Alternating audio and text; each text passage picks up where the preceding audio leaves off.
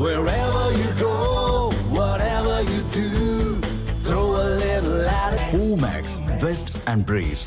இந்த காணொலியை பார்க்கறதுக்கு முன்னாடி தமிழ் ஜனம் யூடியூப் சேனலை சப்ஸ்கிரைப் பண்ணாம நீங்க பார்த்துட்டு இருந்தீங்கன்னா கண்டிப்பா சப்ஸ்கிரைப் பண்ணிட்டு நீங்க பாருங்க. இன்று சட்டமன்றத்தில் திராவிட முன்னேற்ற கழகத்தினுடைய அரசு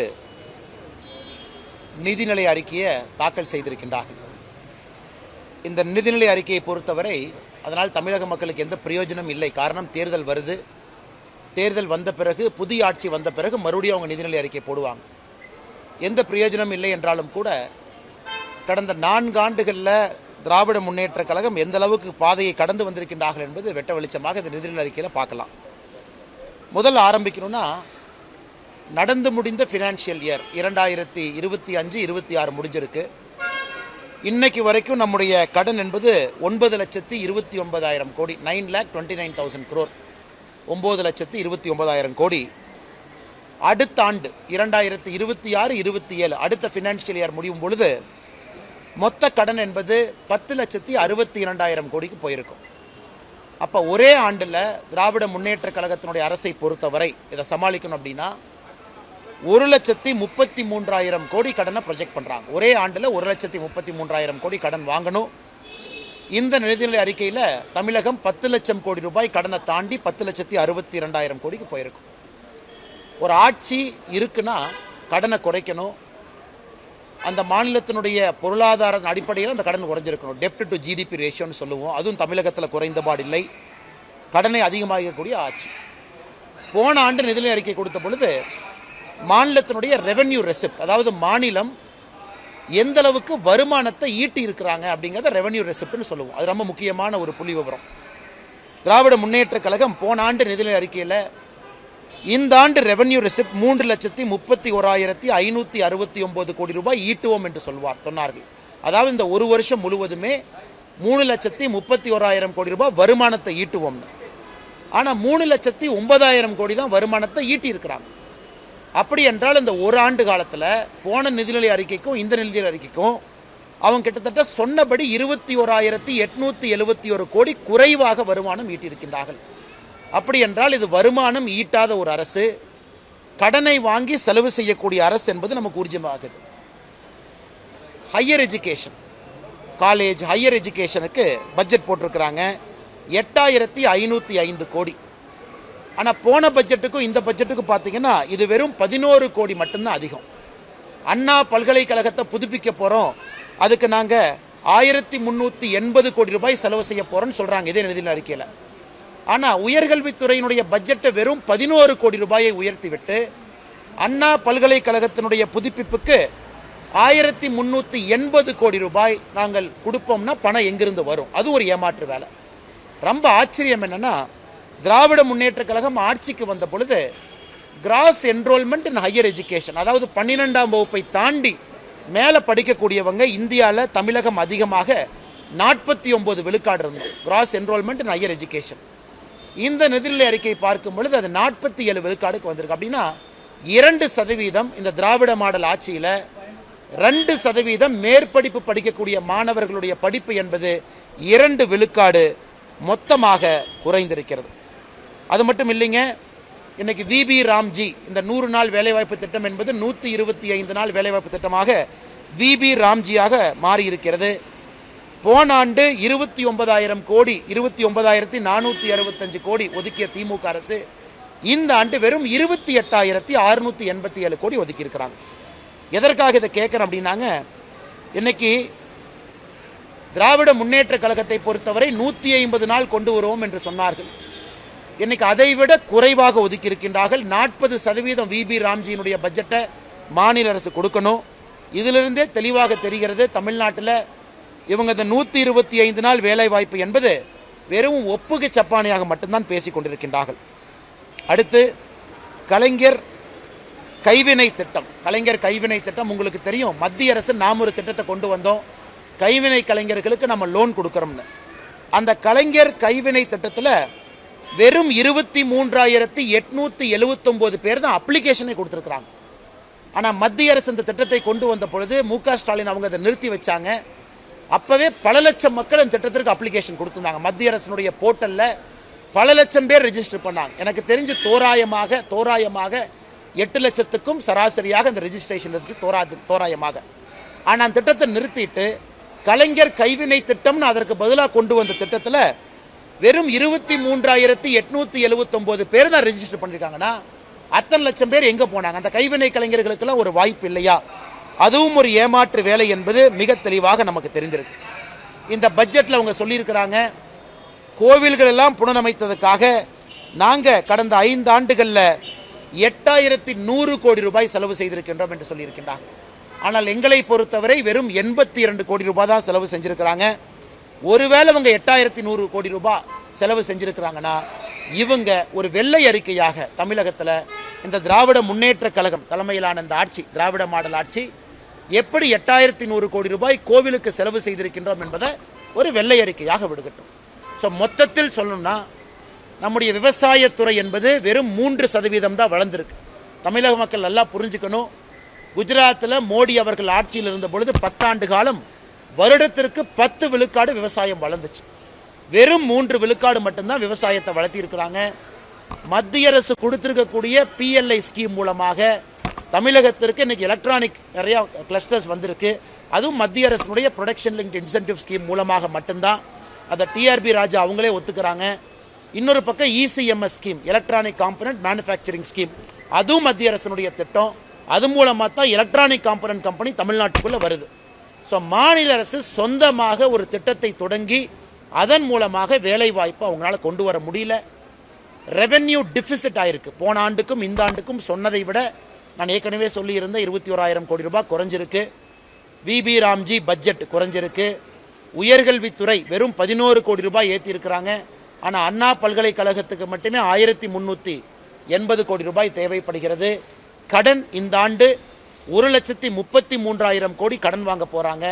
மொத்தமாக நம்முடைய கடன் என்பது 10,62,000 கோடி ரூபாய்க்கு 10 லட்சத்தை தாண்டி போக போகுது.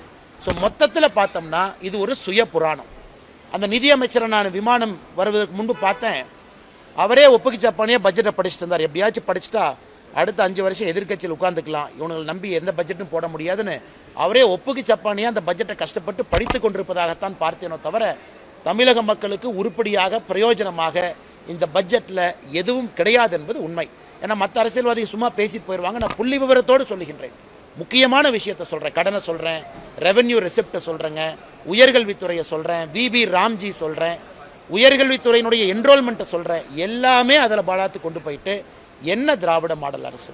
அதிலிருந்து தெளிவாக தெரிகிறது தமிழகத்திற்கு 0 ரூபாய் 0 ரூபாய் கொடுத்த பட்ஜெட்டு எதுவுமே பிரயோஜனம் இல்லை.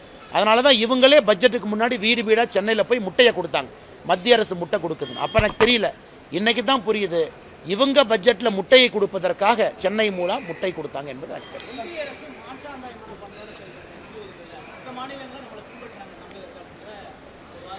ஆனால் அவங்க எந்த அளவுக்கு போயிட்டாங்கன்னா, இந்த வருஷம் ஒன்றிய அரசு அப்படின்னு இவங்க சொல்லக்கூடிய நம்முடைய மத்திய அரசு அவங்க பட்ஜெட்டில் நாம் லேடிஸ் ஹாஸ்டல் ஸ்டெம் இன்ஸ்டிடியூஷனில் மாவட்டத்துக்கு ஒன்றுனா உடனே முதலமைச்சர் ஒரு புருடா விட்டார். தமிழ்நாட்டை பார்த்து காய்ப்பிடிச்சிட்டாங்க பாருங்கள், நாம் தான் தோழி விடுதி பண்ணோன்னு. ஆனால் எத்தனை பேர்த்துக்கு தெரியும் மத்திய அரசினுடைய சஹி நிவாஸ் அப்படிங்கிறது தான் தமிழகத்தில் தோழி விடுதின்னு ஒரு ஸ்டிக்கர் ஒட்டி மத்திய அரசு கொடுக்கக்கூடிய பணத்தை அந்த தோழி விடுதிக்கு பயன்படுத்துகிறாங்க. இந்த பட்ஜெட்லேயும் தோழி விடுதியை பற்றி பேசியிருக்காங்க. ஆனால் தப்பு இல்லை, கொண்டு வாங்க. ஆனால் மத்திய அரசு அக்னாலேஜ் பண்ணுங்க. இது மத்திய அரசு திட்டம்னு சொல்லுங்கள். நீங்கள் சொல்கிறீங்க கலைஞர் கனவு திட்டம், கனவு இல்லம் திட்டம்ங்கிறீங்க. அது மத்திய அரசினுடைய திட்டம் இல்லையா? மத்திய அரசு அதுக்கு பணம் கொடுக்கலையா? ஆனால் வெறும் பொய்யை பேசி பேசி நீங்கள் சொல்லாட்டி கூட பரவாயில்ல. இந்த முறை மத்திய அரசினுடைய பட்ஜெட்டில் இந்த லேடிஸ் ஹாஸ்டலை இந்தியா முழுவதும் கொண்டு வரும்போது ஒரு திமுக அமைச்சர் சொன்னார், பாருங்க நம்ம தோழி விடுதியை எல்லா பக்கம் கொண்டு போகிறாங்க. இதுதான் திராவிட மாடல் ஆட்சியினுடைய சாதனை. மத்திய அரசினுடைய சஹி நிவாஸ் திட்டத்தை எடுத்து தோழி விடுதியின் பேரை மாற்றி அதை மறுபடியும் மத்திய அரசின் மீது பழிய போடுறாங்க. அதனால் மொத்தமாக சொல்ல வேண்டும் என்றால் மத்திய அரசு நிறைய கொடுக்குறாங்க. நீங்கள் போய் கையெழுத்து போட்டு PM ஸ்ரீ ஸ்கூல் வருவதற்காக கையெழுத்து போட்டு கேரளா கையெழுத்து போட்டு வாங்கியிருக்கின்றார்கள். ஒரு மாநிலமும் போடும் பொழுது சொன்னதை மாற்றி பேசி திரும்ப வந்து இன்றைக்கும் தர்மேந்திர பிரதான் அவர்கள் சொல்வது என்ன? MOUவை சைன் பண்ணுங்கள், பணத்தை வாங்கிக்கங்க. மத்திய அரசை பொறுத்தவரை எங்கேயும் மாற்றாந்தாய் மனப்பான்மையோடு அணுகவில்லை. மாநில அரசு தான் வேண்டுமென்றே மத்திய அரசின் மீது ஓர வஞ்சனையோடு தமிழகத்திற்கு எதுவும் வரக்கூடாது. இன்றைக்கி நான் சொல்கிறேங்க, இதே பட்ஜெட்டில் தங்கம் தென்னரசு அவங்க சொல்கிறாங்க மதுரைக்கு கோயம்புத்தூருக்கு மெட்ரோ ரயில் இல்லை அப்படின்னு. மத்திய அரசுனால மெட்ரோ ரயில் இல்லை அப்படின்னு. நான் கேட்குறேன், மத்திய அரசு டீட்டெயில்டு ப்ராஜெக்ட் ரிப்போர்ட்டை மாற்றி கொடுங்கன்னு கேட்ட பிறகு 5 மாதம் ஆச்சு, 4.5 மாதம் ஆச்சு. நீங்கள் டீட்டெயில்டு ப்ராஜெக்ட் ரிப்போர்ட்டை சப்மிட் பண்ணீங்களா? சப்மிட் பண்ணது என்ன தேதி அப்படிங்கிறது தமிழக மக்களுக்கு சொல்லுங்கள். அதை சொல்லாமல் சட்டப்பேரவையில் கோயம்புத்தூருக்கும் மதுரைக்கும் மெட்ரோ ரயில் வராது காரணம் மத்திய அரசுன்னு இன்றைக்கும் இந்த பட்ஜெட்டில் அண்ணன் தங்கம் தென்னரசு அவர்கள் ஒரு பைய சொல்கிறாங்க. இதை எப்படி ஏற்றுக்க முடியுங்கண்ணா? வேளாண் துறை பட்ஜெட்டில் நல்லா வந்திருக்குன்னு சொல்லி வேளாண் துறை அமைச்சர் எம்ஆர்கே பன்னீர்செல்வம் நான் டேட்டா கொடுக்குறேங்கன்னா என்னென்ன அவர் பட்ஜெட் கொடுக்குறாரு? 3% தான் வளர்ச்சி. விவசாயத்தை பொறுத்தவரை திமுக ஆட்சிக்கு வந்துட்டாங்க, திமுக ஆட்சியிலேருந்து போகிறாங்க. இந்த 5 வருஷத்துக்கான வந்ததுக்கும் இன்றைக்கி இருக்கக்கூடிய வளர்ச்சி பாருங்கள். ஆவரேஜாக ஒரு வருஷத்துக்கு 3% வளருது.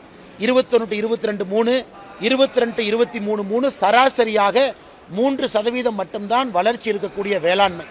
ஆனால் எம்ஆர்கே பன்னீர்செல்வம் அவங்க எதுக்கு தனியாக ஒரு பட்ஜெட் போடுறாங்கன்னு எனக்கு தெரியல. வெறும் 3% வளரக்கூடிய வேளாண் துறை பட்ஜெட்டு, அதில் வேளாண் துறையினுடைய வயிற்றில் அடிக்கக்கூடிய ஒரு துறைக்கு எதுக்காக தனி பட்ஜெட்டு? அதனால் வெள்ளை அறிக்கை விடட்டும். நீங்கள் அதிகமாக வளர்ந்துருக்குன்னா என்ன வளர்ந்துருக்குன்னு சொல்லுங்கள். தமிழ்நாட்டில் என்ன உற்பத்தி, வேளாண் துறையினுடைய என்ன உற்பத்தி வளர்ந்துருக்கு? ஓவரால் நான் சொல்வது ஒட்டுமொத்தமாக வேளாண் துறையினுடைய வளர்ச்சி என்பது சராசரியாக வருடத்திற்கு 3% மட்டும்தான். அதை மாற்றி நம்பரை டிங்கர் பண்ணி அந்த வேளாண் துறையினுடைய ஒரு 3 பொருளை மட்டும் எடுத்து அது வளர்ந்ததா சொல்லாதீங்க. மொத்தமாக வேளாண் துறையினுடைய வளர்ச்சியை நம்ம பேசிக்கிட்டு இருக்கோம்.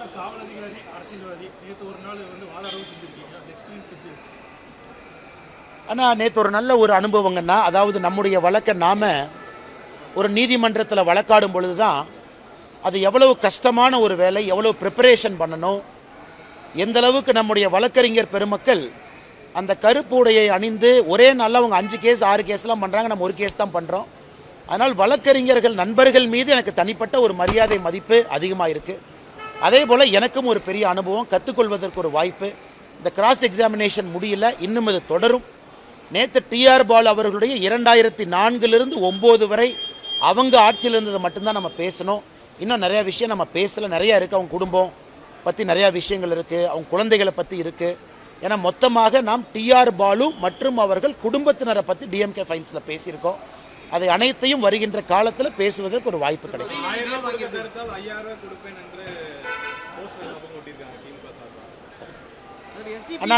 நான் முடிச்சுட்டு கூட வந்துடுறேன். திராவிட முன்னேற்ற கழகத்தை பொறுத்தவரை பீகாரில் 10,000 ரூபாய் பெண்களுக்கு கொடுக்கப்பட்டது. தேர்தல் ஆணையம் எங்கேயும் அது தவறுன்னு சொல்லலை. ஏன்னா அது ஒரு ஸ்கீமாக கவர்மெண்ட் அறிவித்து கொண்டு வந்தாங்க.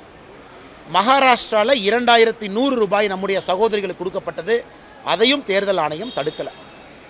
இவங்க இன்னைக்கு சொல்லட்டும், இந்தியாவில் வேறு ஏதாச்சும் ஒரு மாற்றுக் கட்சி நண்பர்கள் மோடி அவர்கள் ஆட்சிக்கு வந்த பிறகு எங்கேயாச்சும் மத்திய அரசு தடுத்திருக்காங்களா? ஏன்னா தேர்தல் ஆணையத்தை பற்றி நாம் பதில் சொல்ல முடியாது, இண்டிபெண்டன்ட் ஏஜென்சி. தேர்தல் ஆணையமும் தடுக்கலை.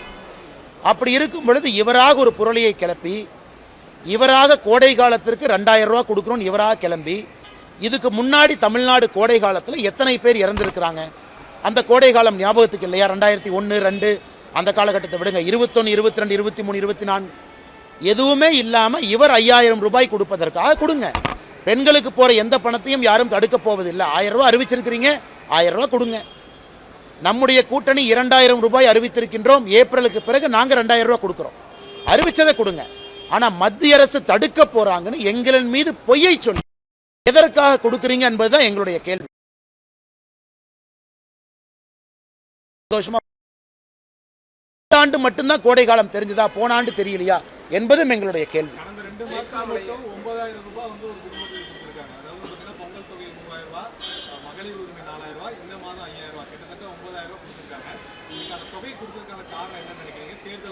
கொடுக்கட்டுங்கண்ணா, பொங்கலுக்கு மக்களுக்கு கொடுக்கணும் தவறு இல்லை, மாதம் கொடுக்கணும் தவறு இல்லை, கோடை காலத்துக்கு கொடுக்கணும் தவறு இல்லை. ஆனால் திராவிட முன்னேற்ற கழகம் சொல்வது போல இந்த கோடை காலம் எலெக்ஷன் வர கோடை காலத்துக்கு மட்டும்தான் கொடுப்போம், மற்ற கோடை காலம் கொடுக்க மாட்டோம் என்பது சொல்வதெல்லாம் அரசியல் என்பதைத்தான் மக்கள் மன்றத்தில் வைக்கிறோம். அதே நேரத்தில் நாம் புரிந்து கொள்ள வேண்டும், நாம் ஆட்சிக்கு வரும் பொழுது 2000 ரூபாய் என்று சொல்லியிருக்கின்றோம். அதையும் மக்கள் புரிந்து கொண்டிருக்கின்றார்கள்.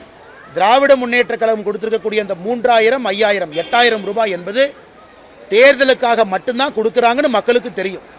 ஆனால் தேர்தல் முடிந்த பிறகு இன்னும் அதிகமாக தேசிய ஜனநாயக கூட்டணியுடைய ஆட்சியாளர்கள் கொடுப்பார்கள் என்பது மக்களுக்கு தெரியும்.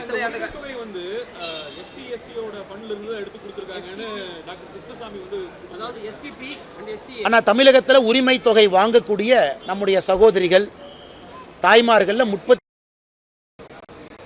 பட்டியல் நம்முடைய அன்பு சகோதரிகள் தாய்மார்கள் 32%. இதில் நம்ம நன்றாக புரிந்து கொள்ள வேண்டும், எஸ்சி எஸ்டி சப்ளான், அதாவது பட்டியல் சமுதாயத்திற்கு பழங்குடி இனத்திற்கு கொடுக்கக்கூடிய சப்ளான் என்பது அவங்களுடைய டெவலப்மெண்ட்டுக்காக கொடுக்கக்கூடிய தனியாக வரக்கூடிய ஒரு பட்ஜெட். அது நேரடியாக அவர்களுக்கு அவர்களுடைய வளர்ச்சிக்காக பயன்படுத்தணும். ஆனால் இன்னைக்கு மாநில அரசு என்ன சொல்கிறாங்க, 32 விழுக்காடு இதில் எஸ்சி எஸ்டியை சார்ந்த சகோதர சகோதரிகள் இருக்கிறனால இந்த பிளான் அப்படியே டைவர்ட் பண்ணி கொடுக்குறேன் அப்படிங்கிறது ஏற்புடையது கிடையாது. பொது பட்ஜெட்டிலிருந்து தான் நீங்கள் கொடுக்கக்கூடிய பணத்தை கொடுக்கணும். ஏன்னா நீங்கள் தேர்தல் வாக்குறுதி. எஸ்சி எஸ்டி சப்ளான் என்பது அந்த சமுதாயத்தினுடைய வளர்ச்சிக்காக, உயர்வுக்காக, அவர்களுக்கு நல்ல திட்டங்களை கொடுப்பதற்காக கொடுக்கப்பட்டது. அதனால் ஏற்கனவே சொன்னது போல் அக்கௌண்டிங் ஃப்ராடு, இது அக்கௌண்டிங் ஃப்ராடுன்னு தான் சொல்லணும். மாநில அரசை பொறுத்த வரைக்கும் அக்கௌண்டிங் ஃப்ராடு பண்ணித்தான், இந்த மாயாஜாலத்தை காட்டித்தான் மக்களை ஏமாற்றி கொண்டிருக்கின்றார்கள். நாங்கள் வளர்ச்சி அடைந்துட்டோம், நாங்கள் 11% வளர்ச்சி அடைஞ்சோம். விவசாயத்தில் எவ்வளோ வந்தீங்க? 14%. மத்திய அரசுனால பிஎல்ஐனால எவ்வளவு? மத்திய அரசுடைய இசிஎம்எஸ் ஸ்கீம்னால எவ்வளவு? தமிழ்நாட்டுக்கு வந்திருக்கக்கூடிய மேனுஃபேக்சரிங் எத்தனை மத்திய அரசுடைய திட்டத்தை பயன்படுத்தி வந்தாங்க? எதுவுமே இல்லாமல் பொதுவாக வெறும் வார்த்தை ஜாலங்களையும் அக்கௌண்டிங் ஃப்ராடையும் வைத்து திராவிட முன்னேற்ற கழகம் ஆட்சியில் இருக்கிறாங்க. ஆனால் இந்த கடைசி பட்ஜெட்டில் இன்னொன்று எதிர்பார்த்தோம். சென்னை மாநகரம் போராட்ட களமாக இருக்குது. அங்கன்வாடி, நம்முடைய அன்பு சகோதரிகள் அங்கே இருக்கிறாங்க, சகோதரர்கள், பகுதிநேர ஆசிரியர் பெருமக்கள், செவிலியர்கள், ஒரே வேலைக்கு ஒரே ஊதியம் கொடுக்க வேண்டும் என்று போராடக்கூடிய டீச்சர்ஸ், ஆசிரியர் பெருமக்கள், இவங்க எல்லாத்துக்கும் இந்த பட்ஜெட்டில் ஏதாச்சும் ஒரு விடிவு கிடைக்குமான்னு பார்த்தா, சார் திமுக ஆட்சியிலேருந்து போகிறாங்க, போகும்போது இந்த நல்லது நாள் செய்வாங்களான்னு பார்த்தா அதையும் செய்யலை. அதனால் அவங்க போராட்டம் தொடர்ந்துக்கிட்டு தான் இருக்குங்கன்னா அது ரொம்ப ரொம்ப துக்ககரமான ஒரு விஷயந்தான். அவங்க ஏப்ரல் வரைக்கும் பொறுத்துக்கணும். ஏன்னா இன்னி அவர்கள் புரிந்து கொள்ள வேண்டும், பட்ஜெட்டில் அவங்களுக்கு இல்லைன்னா இன்னி அவர்கள் திமுகவை எதிர்த்து போராடுவது வேஸ்ட். அவங்க திமுகவை ஆட்சியிலிருந்து அகற்றுவதற்காக இவங்க எல்லோரும் உடன்பட்டு செயலாற்ற வேண்டும் என்பது என்னுடைய கோரிக்கை. அதாவது பகுதி நேர ஆசிரியர் பெருமக்கள், செவிலியர்கள், நான் சொல்வது எல்லாமே, டீச்சர்ஸ்லேருந்து எல்லாருமே இன்னி அவர்களுக்கு அடுத்த 15 நாள் எதுவும் வரப்போகிறதில்லை. திமுகவை ஆட்சியிலிருந்து அகற்றி புதிய தேசிய ஜனநாயக கூட்டணி ஆட்சிக்கு வரும் பொழுது இதை செய்வார்கள் என்கின்ற நம்பிக்கை எல்லோருக்குமே இருக்குது. நாங்கள் செய்யவும் போகிறோம். அதனால் அவர்கள் திமுகவை ஆட்சியிலிருந்து அகற்றுவதற்காக அடுத்த 1 மாத காலம் வேலை செய்ய வேண்டுமோ தவிர சுட்டரிக்கின்ற வெயிலில் சென்னையில் வந்து உட்கார்ந்து போராடுவது அவர்களுக்கு எந்த லாபமும் கொடுக்க போவதில்லை.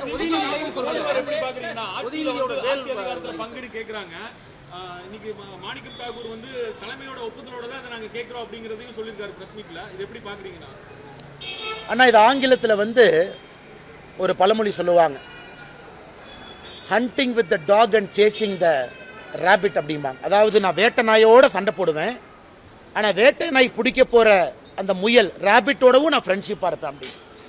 இன்றைக்கி திராவிட முன்னேற்ற கழகத்தை பொறுத்தவரை நேற்று காங்கிரஸ் கட்சியினுடைய தமிழக தலைவர் பெங்களூர் போய் அவங்களுடைய தலைவரை பார்த்து இவரை தூக்கு அவரை தூக்குன்னு லிஸ்ட்டை கொண்டு போகிறார். அவர் யாரை கட்சியிலிருந்து நீக்குன்னு சொல்கிறாமோ அவர் இங்கே வந்து இல்லை, எனக்கு ராகுல் காந்தி பர்மிஷன் கொடுத்தார், அதனால தான் பேசுகிறேன். இதெல்லாம் நடந்துகிட்டு இருக்கும்போது மணிசங்கர் ஐயர் கேரளாவுக்கு போகிறார். இங்கே காங்கிரஸ் ஆட்சிக்கு வரக்கூடாது, கம்யூனிஸ்ட் தான் ஆட்சிக்கு வரணுங்கிறாங்க. எனக்கு மணிசங்கர் ஐயரை போய் மைக்கில் நீட்டி நம்ம நண்பர்கள் கேட்குறாங்க, பத்திரிகை நண்பர்கள், என்ன ஏங்க ஐயா சொன்னீங்க? நான் வந்து ராஜீவோட காங்கிரஸ்காரன், ராகுலோட காங்கிரஸ்காரன் இல்லைன்னு. அதனால் எனக்கே குழப்பமாக இருக்குது, இது எந்த காங்கிரஸ் கட்சின்னு. மணிசங்கர் ஐயருடைய ஸ்டேட்மெண்ட்டு, தமிழகத்தில் திரு பிரவீன் சக்கரவர்த்தி அவர்கள், திரு மாணிக்கம் தாக்கூர் அவங்க ஸ்டேட்மெண்ட்டு, இன்னொரு பக்கம் செல்வ பெருந்தை அவங்க ஸ்டேட்மெண்ட்டை பார்க்கும் பொழுது இது காங்கிரஸ் கட்சியே இல்லை, ஒரு 10 பேர் ஃபெவிகாலை சேர்த்து ஒட்டி ஒரு கட்சியாக நடத்துகிறாங்க. அதனால் அவங்க என்னதான் தனியாக குதித்தாலும் கூட திராவிட முன்னேற்ற கழகம் ஆட்சிக்கு வரப்போதில்லை. ஆட்சிக்கு வந்தால் தானே அதிகார பகிர்வு, ஆட்சிக்கே வரப்போதில்லை, எங்கள் அதிகார பகிர்வு. எல்லாம் பேசாமல் வீட்டில் உட்கார்ந்து சண்டை போடாமல் இருக்க வேண்டும் என்று காங்கிரஸ் கட்சியை அன்போடு கேட்டுக்கொள்கிறேன்.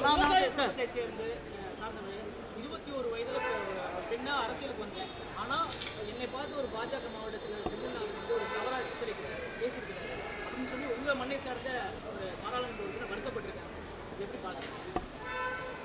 அக்கா ஜோதிமணி அவர்கள் மீது 1008 கருத்து வேறுபாடுகள் இருந்தாலும் பாராளுமன்றத்தில் சமீபத்தில் அவருடைய நடவடிக்கை தி வெல் ஆஃப் த ஹவுஸில் அவர்கள் நடந்து கொண்ட விதம் ஏற்புடையதாக இல்லை என்றாலும் கூட ஒரு தனி மனித விமர்சனத்தை யாராக இருந்தாலும் கூட வைப்பது ஏற்புடையது அல்ல. நேற்றே நான் கரூர் மாவட்ட நம்முடைய பாரதிய ஜனதா கட்சியினுடைய தலைவரை தொலைபேசி மூலமாக தொடர்பு கொண்டு என்னுடைய அசமாதானத்தை நான் தெரியப்படுத்தி இருந்தேன். அதே நேரத்தில் திரு ஜோதிமணி அவர்களுக்கும் தொலைபேசி மூலமாக நேற்று நான் தொடர்பு கொள்ள முயற்சித்தேன். அவங்க என் ஃபோன் எடுக்கலை, நிற்கிற கூப்பிடுவாங்க. இந்த மாதிரி என்னுடைய வருத்தத்தையும் பதிவு செய்வதற்காக. அது நிச்சயமாக அந்த பேச்சை ஒரு அரசியல் கட்சியில் இருந்து கொண்டு இன்னொரு தலைவரின் மீது ஆரோக்கியமான முறையில் குற்றச்சாட்டு வைக்கலாம். அதனால் அது ஏற்புடையது கிடையாது. நான் சார்ந்திருக்கக்கூடிய கட்சியினுடைய மாவட்ட தலைவரையும் தொலைபேசி மூலமாக தொடர்பு கொண்டு என்னுடைய அசமாதானத்தை நேற்றே நான் பதிவு செய்தேன். அதே நேரத்தில் திருமதி ஜோதிமணி அவர்கள்ட்ட என்னுடைய வருத்தத்தை பதிவு செய்வதற்கும் நான் தொலைபேசி மூலமாகவும் அழைத்தேன். அதனால் எனக்கு இதில் ஏற்புடையதில்லை. எலெக்ஷன் சீசன் ஆரம்பிக்குது, நீ மைக் அதிகமாக இருக்கும், எல்லோரும் மைக்கை பார்த்தோன்னே உணர்ச்சி வசப்படுவாங்க, ஏதோ பேசுவாங்க. அதனால் எல்லோருமே கண்ணிய குறைவாக பேசுவதை தவிர்த்து அட்டாக் பண்ணலாம், ஸ்ட்ராங்காக பேசலாம், ஆரோக்கியமாக பேசலாம். ஆனால் அது சரியான அந்த லக்ஷ்மண் ரேகாக்குள்ளே பேசணும் அப்படிங்கிறது என்னுடைய விருப்பம். ஏன்னா அடிக்கடி இதற்கு நாம் ஒரு வாய்ப்பு கொடுக்கக்கூடாது. ஏன்னா நம்முடைய ஃபோக்கஸ் மாறுது. எதை நோக்கி அரசியல் செய்கிறோம், யாரை நோக்கி அரசியல் செய்கிறோம், எதுக்காக அரசியல் செய்கிறோம் அப்படிங்கிறது மாறி வேற எங்கேயோ வண்டி போகுது. அதை தலைவர்கள் எல்லாரும் உணர்ந்து கொள்வார்கள் என்கிற நம்பிக்கை எனக்கு. சனாதனத்தை எதிர்த்து உதயநிதி வந்து நயினா நாகேந்திரன் பேசியிருந்தாரு. ஒரு கேள்விக்கு பதில் இது வந்து சனாதனம் உங்களுடைய அட்வைஸ் அவருக்கு பொருந்துமா? ஆனால் இல்லைங்கன்னா நேற்று முன்தினம் எங்களுடைய மாநில தலைவரான நயினார் நாகேந்திரன் அவர்கள் கோயம்புத்தூர் வீட்டுக்கு வந்திருந்தாங்க. ரொம்ப நேரம் பேசிக்கிட்டு இருந்தாங்க. நேற்று செய்தியாளர் சந்திப்பில் எங்களுடைய மாநில தலைவரான நயினார் நாகேந்திரன் அவர்கள் பேசும் பொழுது நானும் அண்ணங்கிட்டதை பற்றி பேசினேன் அப்படிங்கிற குறிப்பை சொல்லியிருந்தாங்க. நேற்று அவர் வருத்தம் தெரிவித்த பிறகு இந்த பிரச்சனை முடிஞ்சு போச்சு. இது ஃபுல் ஸ்டாப் வச்சிடலாம். ஒரு வருத்தம் தெரிவிச்சிட்டாங்க, பிரச்சனை இதோடு முடிந்தது. கரூரை பற்றி நீங்கள் கேட்டீங்க, அதற்கும் நான் என்னுடைய கருத்தை சொன்னேன். அதற்கும் முற்றுப்புள்ளி வச்சிடலாங்கன்னா யாருமே பேசக்கூடாது. கரூரில் பேசியிருப்பது ஏற்புடையது கிடையாது. அதனால தான் நீங்கள் கேட்டீங்க. நான் எதுவும் மறைச்சி பேசலை, ஒளிவு மறைவாக பேசலை, அப்படியே அந்த வார்த்தையை பயன்படுத்தி நழுவி போகலை. நான் எங்களுடைய மாவட்ட தலைவர்கிட்ட ஃபோன் பண்ணியே நான் வருத்தத்தை பதிவு செஞ்சேன். பேசக்கூடாதுங்க, ரொம்ப தப்புங்க, தப்பாக எடுத்துக்குவாங்க, எப்படி நம்ம பேசலாம்? பாராளுமன்றத்தில் அவங்க நடவடிக்கை எனக்கு தான் பிடிக்கல. அது அரசியல், நம்ம பண்ணுறது அவங்களுக்கு பிடிக்காமல் இருக்கலாம், அவங்க பண்ணுறது நமக்கு பிடிக்காமல் இருக்கலாம், வெளியே சொல்லலாம். ஆனால் வார்த்தைகள், அந்த வார்த்தைகளுடைய வீரியம், வார்த்தைகளுடைய கனம். ஏன்னா அந்த காலத்து மாதிரி நம்ம பேசுவோம். பத்திரிகை நண்பர்கள் நீங்கள் வந்து அடுத்த நாள் காலையில் பேப்பரில் வரும், வேறு இப்போ சமூக வலைதளத்தில் போகுது, உடனே போகுது, எல்லாரும் பார்க்குறாங்க, அத்தனை பேர் பார்க்குறாங்க, ரீச் அதிகம். அதான் என்னுடைய கருத்து. இது போன்ற சுவாரஸ்யமான புது தகவல்களை தெரிஞ்சுக்க தமிழ் ஜனம் சேனலை உடனே சப்ஸ்கிரைப் பண்ணிக்கோங்க.